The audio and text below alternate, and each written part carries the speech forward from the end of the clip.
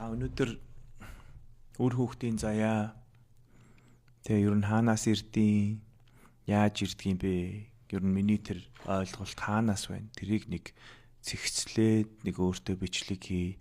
Дараас нь бас өөр хүмүүст хэрэгтэй болвол дараа нь энийг энд хаан чинтэй YouTube дээр ч юм уу Instagram дээр ч юм уу тавих зорилгоор бичлэг хийж байна. За хүн ер нь ээж аваасаа бүрддэг. Тэр нь ойлгомжтой. Түүнээс гадна тэр ээж аваасаа гадна амь хаан тогтоод байгаа юм бэ гэдэг. Тэр юу гэхээр 3 дахь зүйл бол тэр хүний сүнс өөрөө тэр энэ замбуулын сансар өгтөргуугаас ирж ээж аавдаа бууж ээжийн аавын амин тэр хүний сүнс 3 нийлж чандамлж байж амь тогтож байгаа. Үр тогтож байгаа. Тэр үр эрэхтэй аав талаасаа аавын үүлийн үр буян заяагийн дагуулад ирж байгаа. Ээж талаасаа бас ээжийн үүлийн үр буян заяагийн дагуулад. 3 дахь нь юу байдгүй гэхээр тэр ирж байгаа хүний сүнсний өмнөх үеийн буян заяа хамт ирнэ. Энэ 3 нийлээд тэр тухайн шинэ одоо болж байгаа төрж байгаа хүүхдийн заяа төрөг бүтэж байгаа гэж би ойлгодог. За тэгээд хүүхэд төрлөө. Тэгээд тэр хүүхдийн амьдрал ер нь л хүүхэд ээж аавдаа ирэхдээ өөрийн гэсэн цаанаасаа буян заяагаа дагуулад ирж байгаа. Өөрийнхөө идэх хоолтойгоо өмсөх хувцастайгаа ирнэ гэсэн. Хүн болвол тэрийг ойлгодгүй. Хүн хүүхэд ирлээ гэдэг чинь тэр айлын буян заяа нэмэгдэж тэр өрхийн амьдрал элбэг дэлбэг аз жаргал нэмэгдэж байгаа.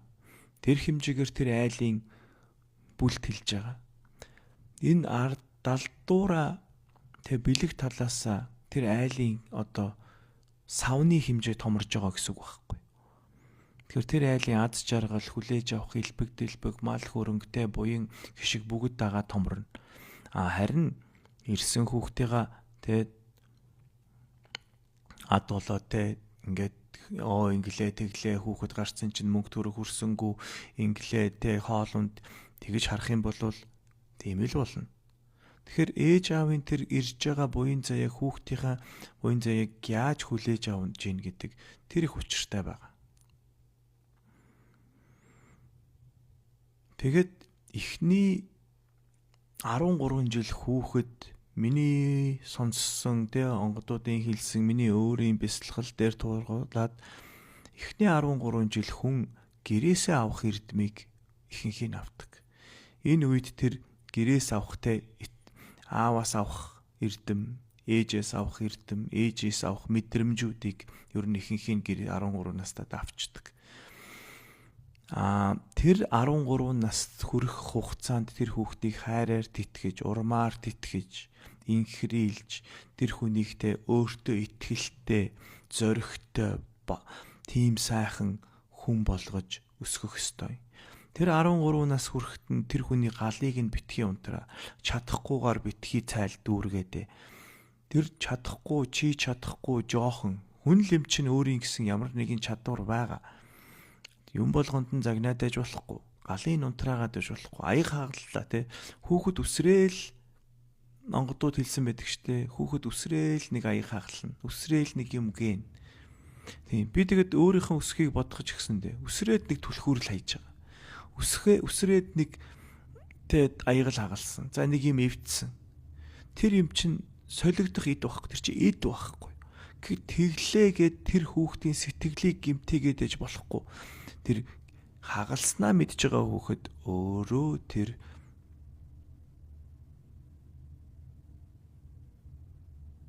дотор гимшлийг авсан байдаг. За тэгээд өөр яаж вэ нү гэхээр 13 наснаас хойш ер нь тэр хүн нийгмээс үеийнхнаас сургуулаас гэрнээс гадна хүмүүжлийг авч эхэлнэ. Тийм болохоор 13-аас хойш насны хүн болвол хүүхдийг болвол цааш нь нийгэмдээ ер нь ойрхон байлгах хэрэгтэй. Олон найз нөхөдтэй, сургууль соёлтой, олонний дунд байх хэрэгтэй. За тэгэд хүүхэд гэртээ өсөх хугацаанд миний нэг анзаарсан зүйл, би өөрийнхөө хүүхдээс л анзаарсан юм. Тэр юу вэ гэхээр би хүүхдийн тэр гэрэл, хүүхдийн тэр аура им зөөлөн гинэн байдаг юм байна. Тэгсэн мөртлөө их том хүчрхэг тэрийг та гундаагаад ах юм бол нөгөө ийм хатсан борцсог болно. Гомдоогоод тэр хүний итгэлийг мохоогоод чадварыг дараад ах юм бол ер нь л нэг ийм хатангарширсан болж хүрнэ. Эсэргээрээ та тэр сайхан гэрэл, тэр сайхан авраг улам титгээд, урмаар титгээд, хайраар титгээд байх юм бол тэр авра нөгөө тэр том гэрэл нь улам их ингэж бэхжээд амьдралдаа итгэлтэй, олонд ямар ч юмд бууж өгөхгүй те ер нь тийм их сайхан гэрэл цацруулсан сайхан хүн болж өсдөг юм байна.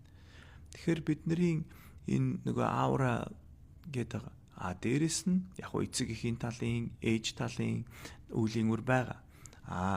Гэхдээ тэр үеийн үрийг бол дараа өөр сэдвээр ярий, дараа тусдаа яриа гэж бодож байна.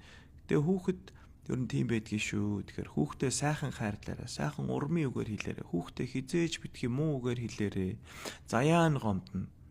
Тэр сайхан ирсэн хүүхдийг та нар хайрлаарай, инхрийлээрэй, инээлгээрэй. Хүүхэд чинь аз жаргал шүү.